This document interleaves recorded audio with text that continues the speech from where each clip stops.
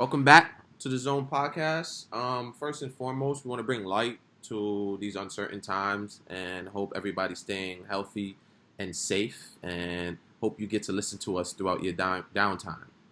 Today, we got a special guest who is the head of partnerships for Front Office Sports, and we would like to welcome Mitch Gross. What's up, Mitch? Not much, guys. Thanks so much for having me on. Pretty pumped to be here, and obviously spreading the good word behind staying healthy and whatnot right now. For sure, man. Thank you for taking time out your day. I know it's a ton of calls, a lot of crazy uncertain time. So first place we like to start with you is tell us about your day to day right now. You know, what's going on. Yeah. So, I mean, from front office perspective, like what I kind of handle is a lot of the sponsorship sales, quote unquote brand partnerships. You know, that's kind of a nice buzzword to use in the industry. But a lot of what I'm doing is working with big brands, whether it be like, BMW, Tesla, whatever it is, car companies, to the small endemic brands, like Conviva. There's a little free shout out for those guys over there. But, maybe the small open doors of the world that kind of like want to connect with the sports industry from a business standpoint. So I'm out here doing cold outreach to warm kind of partnership development things where it's, creating packages, creating platforms, delivering on marketing campaigns, all those like interesting things that you wouldn't think of in digital media. But that's kind of what I'm, working on as part of the team here, whether it be sales or just, general kind of creativity behind marketing programs. And even like backtracking a bit, tell us what's front office. Yeah, that's probably a good place to start, right? Right. So front office sports, like the best way I can describe it to people who may not be familiar is like think of us kind of as the Wall Street Journal of sports. Like there's so much in the sports industry that ESPN and Bleacher Report cover, but on the other side of the coin, there's this whole industry of sports business, right? Like what's happening from a sponsorship perspective, what's happening on the ticketing side, what's happening as athletes become influencers, right? Obviously, that's a lot of what you guys talk about. And like what we're going to do as FOS is cover that for an industry persona, for someone who's just interested in sports and wants that kind of insider's view. But at the end of the day, there's so many industries that intersect with sports, not just like ticketing and sponsorship. There's retail, fashion, accounting, law, all these different pieces of the world that like don't really get that media attention that we're able to kind of provide that, like I said, insider's view to on a regular basis. So again, that's why I can describe it as Wall Street Journal, but for sports business specifically. That's dope. I mean, that clarifies it and it makes it easier for the viewer and myself. So as a former athlete yourself, right? Talk to us about your sports background growing up and why you stayed around the game by joining Front Office Sports. Yeah, no, it's a good question. I think for me, like I grew up playing everything I could. Like I'm not the best athlete you'll ever meet, but I'm not the worst. Baseball and soccer were kind of my two big ones. So for me, it was like I played in high school, hurt my arm a little bit, played a little bit of club in college, and like picked up hockey in college, did this whole like, I'm not going to devote my life to sports, but I'm obviously going to be a sports fan. I'm going to play whenever I can, anywhere I can, just kind of keep in touch with the game and stay active just because it's fun. Like if you play sports, you get it. It's just part of being on a team. It's part of winning, like that whole competitive nature. And for me, like when I kind of graduated or when I was working my way through school, I knew I wasn't playing professionally. Like I'm a 6'2" white Jew from the suburbs of New York. Like I'm not going anywhere. I can throw a ball pretty hard, but nothing crazy, right? And so it kind of became I don't really want to work with athletes because I think for me that's difficult to like manage other people on a regular basis. I don't necessarily want to work for a league or a team because there's a lot of bureaucracy and red tape, and I don't really want to sell tickets. So for me, the best kind of place to look was media, and like think about if I'm going to be passionate about anything I do, I know that sports has to be the backdrop just because that's all I know. That's all I grew up doing. It's what all of us as sports fans love, right? So I kind of said, let's take a different route and think of the media and use that as a medium, no pun intended, to stay around the game, to understand what's happening inside the industry. Obviously, front office is a pretty perfect spot to do that, and I got kind of lucky in that way. But the concept of I'm not going to work with athletes, I'm not making it professionally, so my only route really was to use it as the content and as the backdrop for what I wanted to do on a regular basis. That makes sense. I think that's definitely interesting, especially the transition aspect, from the athletic space into the real world. And for you guys listening, it's been fun to have one of my partners on, and he's been joining me on the podcast. So Eric, if you hear another voice, get familiar with it. Eric's gonna be on and helping me out do these interviews. So Eric, Yeah, on that. To quickly piggyback off everything you just said, Mitch, just kind of being an athlete, growing up and then making that transitional period, not knowing that you're not necessarily going to go pro and you didn't want to work with athletes, directly, Right. What were some of the specific skill sets that you learned from your time as an athlete growing up that helped you transition into the corporate world? It's a good question. Another one. You guys are killing it right now. I guess like one thing that you guys probably always hear is like the team, right? Like I'm sure when you talk to athletes, it's like when you're on a team, you like learn how to be a team player and be competitive and like do all this shit, right? Excuse my language. Hopefully that's cool, but no, like it's cool. you like yeah, you like you're on a team, you want to win, and that allows you to become a consultant somewhere, and like you can figure your own shit out and do whatever. I think it's more like, and this may be just because I'm a negative person in general sometimes, but like understanding like how to lose on a regular basis. Like sports, like baseball, number one for me was like you hit 300, you're a fucking Hall of Famer, right? So like in high school, if I'm hitting 300, which isn't great, isn't bad, like it is what it is, right? But like to me, you have to think of, okay, like everything I do, I have to get better every time I try. And like as I transitioned into sales, like everyone has that realization that they're not going to make it. It just is natural, or at some point, right? If you don't, and so like understanding, hey, sales isn't about winning every time. It's about like, okay, I struck out, like why? Or I grounded out to first base, like my hip came open, like why did that happen? How can I like learn about a company a little bit more? How can I like prepare myself better for everything I do, right? Like the concept of team and competitiveness, I think, is a given. But I think there are like little things here and there from each sport you play. Like I was a goalie in soccer. If I like guessed wrong on a PK, I can't blame myself, right? Like it just sucks. Like you have to like understand the little things here and there to make yourself better for the next time.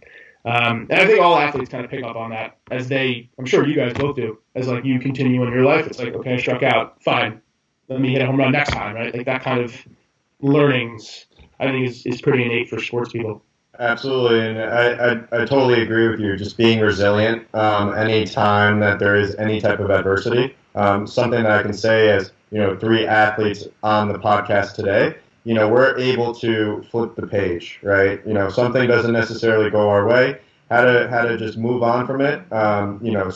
Flip the page, move on to the next opportunity, as well as learn from it. So I think that resiliency is something I totally agree with. When it comes to the corporate world, anytime that there's some pressure, you can definitely sort of see who didn't necessarily grow up around a sport growing up because sometimes it's prudent to folding a little quicker or not being able to handle that type of adversity. So I totally agree with you. It's like to me, it's like the concept of if you're pitching, right? Like Eric, you pitch once in a while, right? It's give up like a 2-run double, and it's like bottom of the seventh or whatever, and like you're up one. If you sit there and just complain to yourself about like why did that go wrong, like you're gonna lose every single time. And like it's cheesy because in corporate life, like that's not what happens. Like you're not sitting there like shit, I gave up a 2-run double. But at the end of the day, like if you understand, okay, let me stop and reset with any project, any sale, any like even athlete campaign, like if it's not going well, the athlete's pissed at you. If you're like an agent, you just have to understand, okay, like what went wrong? Let me stop, fix it now, instead of like bugging out and kind of doing it another time. So I think that's like it's interesting talking about resiliency and like calm under pressure because I don't think of myself like that, but there's pieces of me that obviously, and you guys too, that can be attributed to that. I think the biggest thing is daring. Like we're daring. Like you enter something for so long, and I mean you got this. I don't know about you guys, but you got this dream, the professional rings or whatnot. But you really don't know, and you're literally going to batting cages or whatever. You can shoot that jump shot for 4 hours. You're gonna go to the weight room. You're gonna sacrifice stuff at an early age for it to possibly not work even in the middle. You know what I mean? And then you get out of it and you end with that. The only thing on you, if you play college sports, you know, you end with that thing and it says you just was an athlete. You know, you didn't have time for an internship. Yeah. And then you're like, oh God, I gave my heart to this thing. It's over. I gotta figure out what's next. You know, sometimes it isn't the easiest thing. It's like you may have help. You may have people there that can help you, but you may mentally not want the help yet. You know, you may not have sunk in yet, right? But yeah, interesting. It's definitely that thing. But that's why, especially us as entrepreneurs, like me being an entrepreneur, is just you can't prospect tomorrow. You know, I try to just shoot those jump shots, get it in. You know, get those as much shots as I can, and then when tomorrow comes, I keep shooting. I keep working on my technique and my form, and let it just grow. You know, but with having a strategic plan. So it's kind of the same thing. You know, so but to segue, right? Less than a year ago, you joined front office, right? Talk to us about your experience there so far. What have you learned since joining the team and handling the actual intricacies of the brand partnerships, right? For somebody who may not know what that message or that job relays, and then talk to us about your day to day and how you're consistently improving yourself. Yeah, no, that's a good segue. I think to answer like the first part of the question, like how's it been so far? I think when I joined, it was kind of like the brand was growing, right? Like we had, I don't know, let's say 25,000 subscribers on the newsletter, like nothing super crazy, but large enough to some media attached to it. You know, if you read a newsletter and you see sponsored by XYZ, like that's how publishers make money, like just to simply put it. And like as I've been over the last 8-9 months, like the newsletter's doubled, the website traffic's doubled, the company continues to grow, hiring 5-6 folks over the last 2 months. Obviously with Corona, tough, but up till then, like me being a part of the company was a good time for me just because I saw it grow. It was interesting to get a little bit more respect from brands on a regular basis that say, okay, this is a niche publisher. It might be interesting to work with in 2 years. To January coming around, and all the brands that pushed me off 3 months ago now want to have a conversation about building a franchise or a product or a platform because the brand has actually grown. So that's kind of like an experience that's been interesting. Part of a growing startup has been a lot of fun. I think like day to day and like what I'm kind of learning, I guess that's the second question, right? Is kind of like, I'll give an example, more concrete piece for people to understand a little bit is like, let's say I have a brand, let's say Apple, just for the hell of it, because everyone knows Apple, and they want to reach a certain audience, certain segment that FOS has in our audience, whether it be sports professionals or athletes or Nike or whoever it is, right? I'm kind of there to guide them through what assets we have, whether it be the newsletter and strict media or building out an awards program, like literally apples to oranges, like whatever it is, I'm here to help guide them through that process, build assets behind that program, and basically sell them the reason why that'll be successful. So for me, on a regular basis, what I'm kind of learning is each conversation is collaborative. Like I really don't care what anyone tells you in media or like sales. If you sit there and sell somebody something, they're not going to buy it. Like you can't just pitch ideas to people. That's one thing I've learned like very, very quickly. Is if you sell somebody something, sell me this pen, Mr. Belfort, like they're not going to buy it. If you say, hey, like I have this pen, I know it's going to work for you. I have a couple ideas. Maybe we can formulate something together that benefits both sides. It's at least interesting to a brand or a person, like on a personal level. And that's like why I think the sports world is starting to use partnerships instead of sales or sponsorships, because partnerships, at the end of the day, is what you want. Right? Everyone wants that. So for me, what I'm learning initially is, okay, I'm not a salesperson. I'm more of a consultant, right? Like it's stupid to say, but that's truly, I think, the crux of what I have to learn or what any partnerships person has to understand. Totally. I very well articulated and really adding kind of a value proposition to your prospects and anyone that you're interacting with on the sales side. I 100% agree.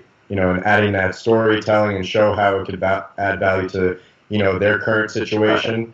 That's definitely one of the key components in sales. And showcasing, an effective salesperson such as yourself. Absolutely. Yeah, and even for you guys, like to flip the script a little bit, like as you guys build out the platform, like what are kind of like stories you want to tell? Is it for the athlete? Is it for like the zone itself? Like how does it kind of like play out in your guys' mind? Just That's a question. Again. That's a question.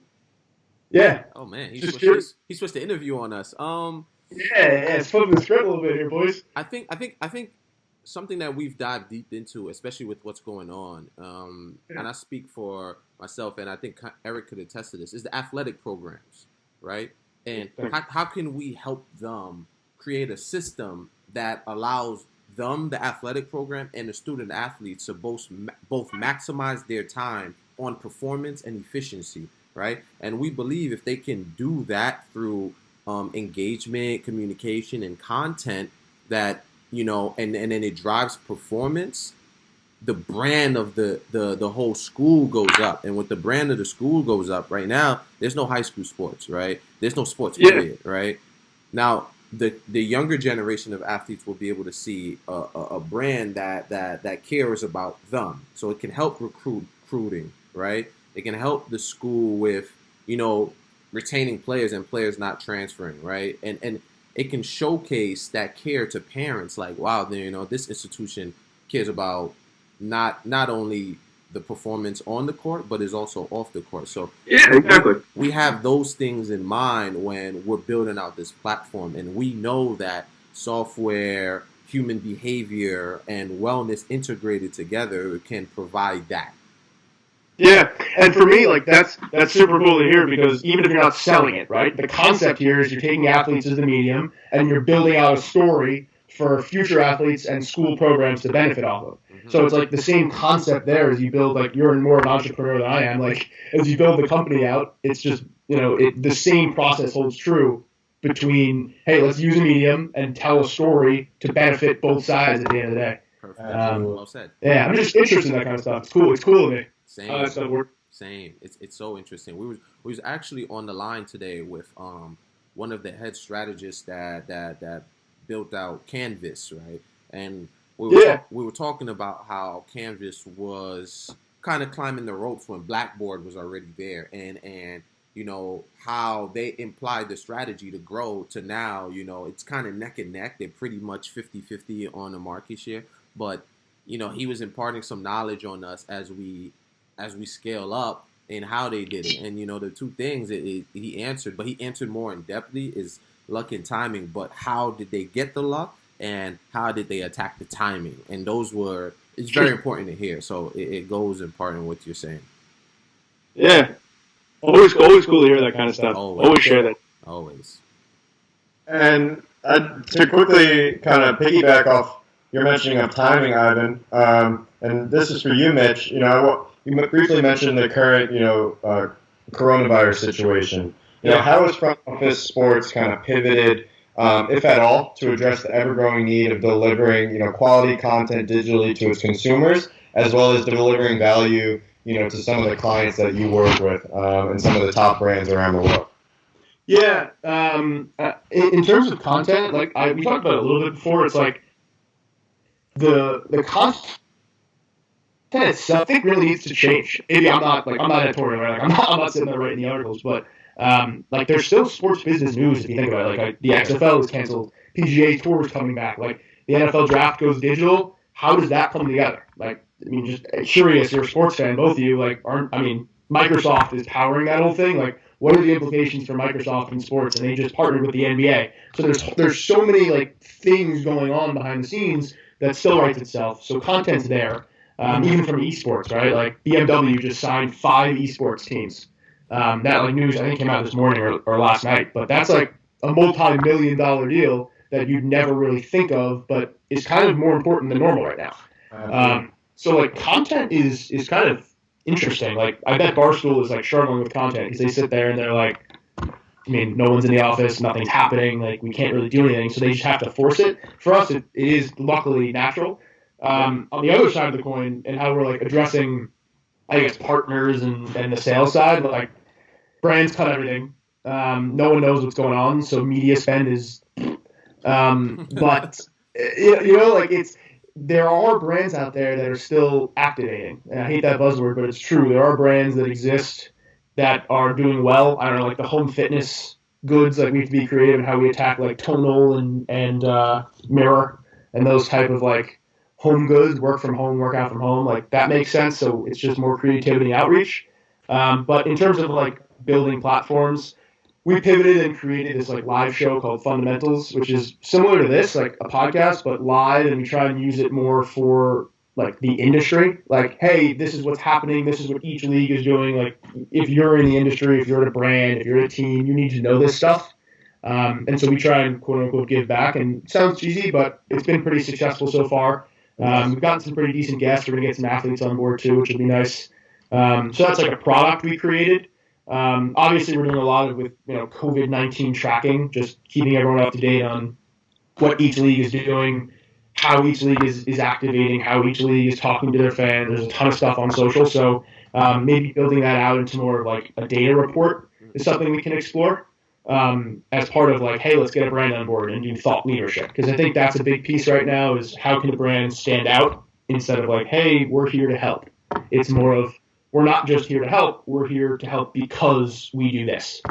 We're here to help because we have done this and continue to do X, Y, Z. So it's more just like building out different types of platforms to, engage a brand more uniquely than normal. If that, a little roundabout, but that kind of makes sense. No, totally. Quick thing off what you said, and it just stirred my mind. I read one of your stories, right, and I'm pretty sure it came from you guys, about college athletic programs right now and losing money and cutting sports.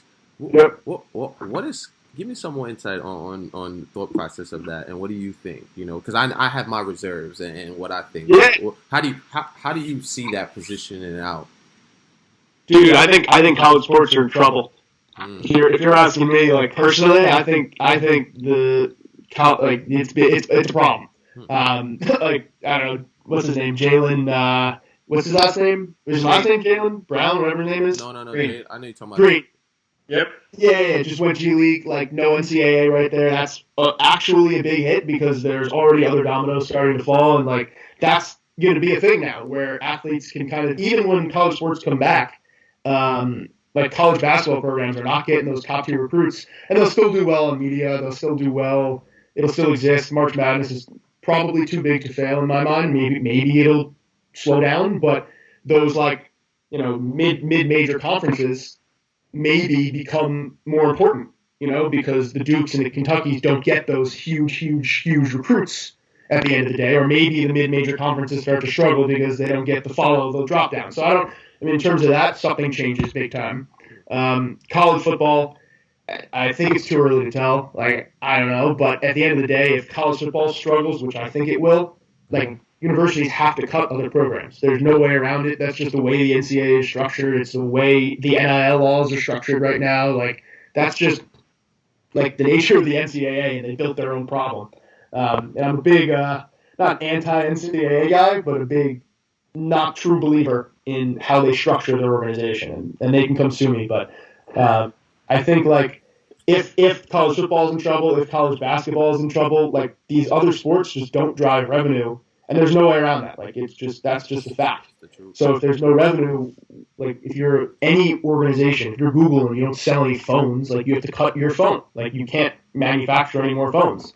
So just like laws of business have me skeptical of how the NCAA will recover. There it is. That's how we're ending that little speech, my little rant. Okay.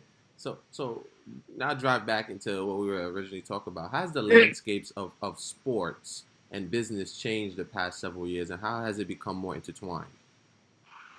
I think like athletes becoming more engaged with fan bases is number one.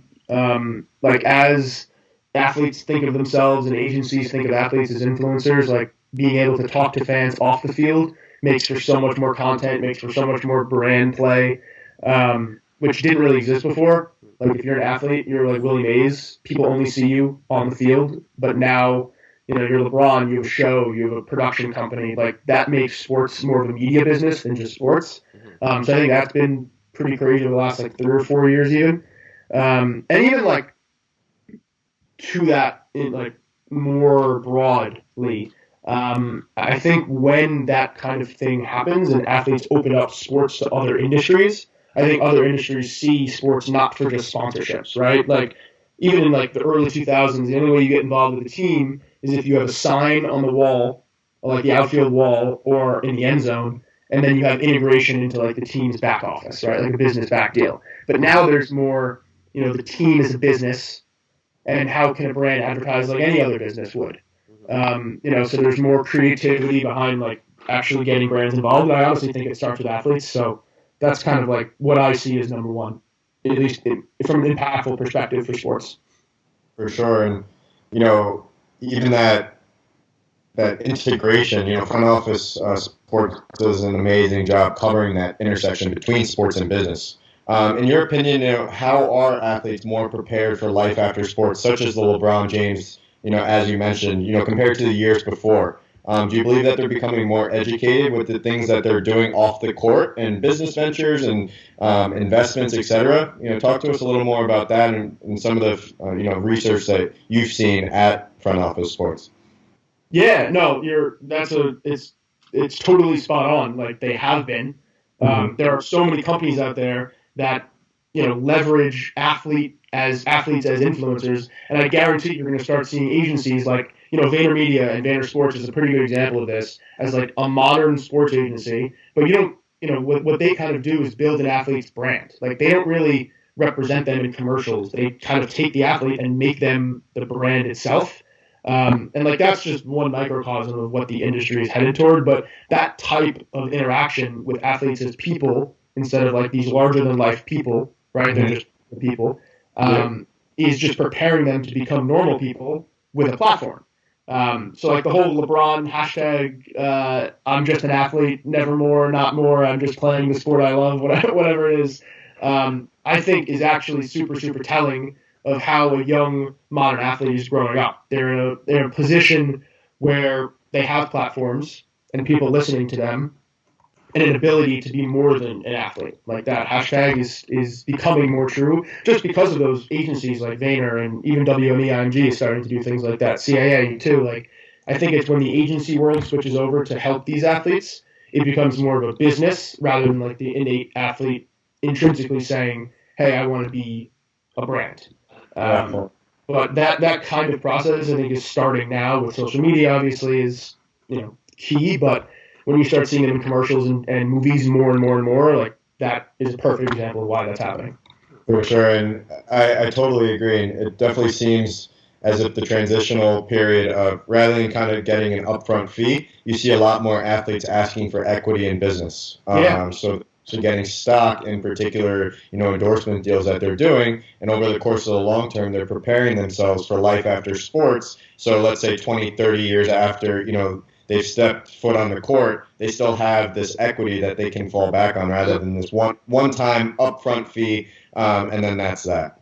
Yeah, like Body Armor is a perfect example. Like that company was built on athletes investing in the company, and they marketed so much more authentically as a brand. Like Body Armor barely needed to pay for marketing because they had Mike Trout doing it and whoever else doing it all the time. So Kobe right.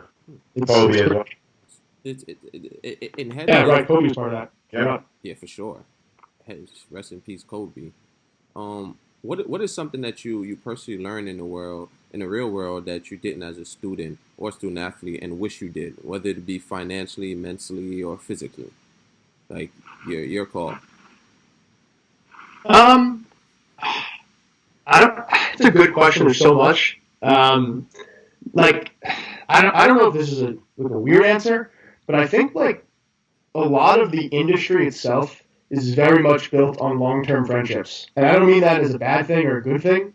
I think like most industries are not like, I respect you because you're in the business. It's I respect you because you've been around and like I trust you. Everything truly is trust and understanding. So like anything sales just takes time to build. Like if I need to get a beer with someone to understand them better or get Chipotle for lunch, like with Eric, to understand what he's doing and build some sort of trust and understanding, like that goes so long as part of such a long way, as part of like my professional career, my personal development, right?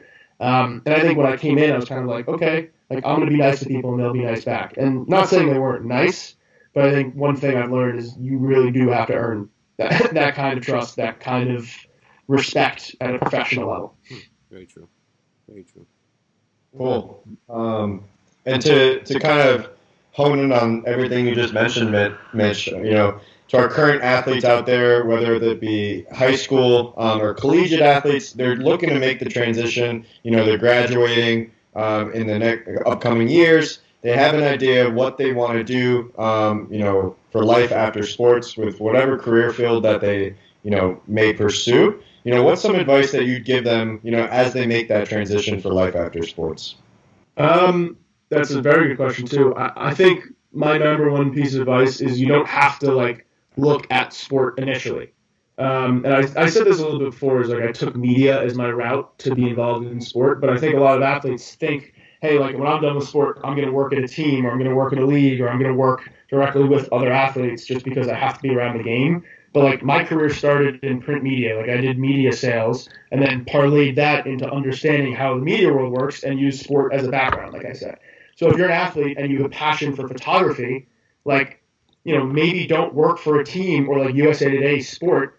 Maybe hone your craft doing something else, understand a different industry, and then use that industry as a reason why someone in sports needs you. Because I think the industry is opening up to other types of folk. It doesn't have to be sport specific. So if you work at a political publication as a photographer after you're an athlete, you can still follow the game. Maybe you can use part of your job to film what's happening in sport. But eventually, using those skills is going to be so helpful when you eventually do transfer over to that quote unquote dream job. So I think it's just having that broad perspective, understanding your final goal, and maybe working around might be your easiest way at the end of the day. One of the lasting remarks is if I am getting out of school and I wanna be your intern, or I wanna come work at front office, what's the process? What process should I take? What steps? In terms of actually working at FOS, or just general intern stuff. No, working at FOS. I think number one is have a broad perspective on the industry, right? The number one thing that we don't like is when people say, I want to work in sports because I love sports. Everyone hears that, and I'm sure other people have said that to you, I work in sports because I love sports. At FOS, if you're going to be an intern, whether it be editorial or sales, I think number one rule is you need to understand why sports is important to other industries, not why industries are important to sport, as the basis for what your thoughts should be. And then in terms of professional development, I think understanding the media world, the publishing world, you got to understand how the Wall Street Journal's revenue streams work, how Digiday makes their money, how other competitors, SBJ exist, right? Just on a specific example. And that's probably number two. And then number three, I would say in terms of a network, I don't know if having people is super important, but I think in you making a name for yourself on your own, and I'm sure every growing company out there says this, but when you hire someone, you want someone who's motivated off the court, off the field, outside of work. If you're able to show I can do this on my own without FOS as a backing, that's just more incentive, because we basically have nothing and have built everything from the ground up. It's not like we have $10 million of backing to get us done and push us forward. It's everything we create has to be not a lot of resources, has to be low lift, has to be high impact with low reach at the end of the day, because we're not hitting 20 million people every day like Bleacher Report or something like that. So kind of understanding how to do that on your own will probably go a long way in working at FOS long term. What are your closing remarks, to our listeners, our viewers, anything that you want to get out to the people that's listening? I think me working in sports media business is a little different than probably a lot of your listeners. I think a lot of the people that you're listening to are maybe more involved in building platforms. Maybe I'm wrong, right? I don't know at the end of the day, but I think for anyone listening, it's I'd always say there's so many different ways you can get involved and better yourself, and not to be cheesy, but I found a way to do it. I was media and print, and then used sports, like I said, as a background. Not to beat a dead horse, but if you're an athlete coming out of school, if you want to build your own platform, like the more creative you can get with yourself, the more creative you're going to be able to be in your professional career. Like if you can understand different like touch points and routes you can take to get to your final goal, I think that is just like such a unique skill and so overlooked when people come out of college right now, or when people are in the industry when they're trying to switch industries. Like people think it's like A to B, and sometimes I'm young, I'm not the smartest guy out there, but A to Z to Q to B might be your best, and that's something like you need to prepare for and kind of understand. All right, man. That's a great lasting point, man. Thank you once again, for coming on, taking time out your day throughout these times to join us, man. Thank you. Of course. Thanks so much for having me, guys. It's exciting what you guys have coming, so hopefully this was a little bit helpful. For sure, man. Absolutely. And listeners, man, keep staying tuned. Any lasting points, E? No, Mitch, thank you so much for coming on the show today. We really appreciate your time. We have a great perspective on, front office sports as a whole, as well as, what it takes to be an intricate factor for a growing company. As a young individual as yourself, age doesn't necessarily mean anything, right? It's the hustle, it's the grit, it's the ability to be personable, and just really put your head down and get after it. So, Mitch, you did a great job today. We really appreciate you, taking the time out of your day to chat with us, and look forward to speaking with you soon. I appreciate it, guys. Thanks so much. We'll chat soon. Stay healthy. Absolutely.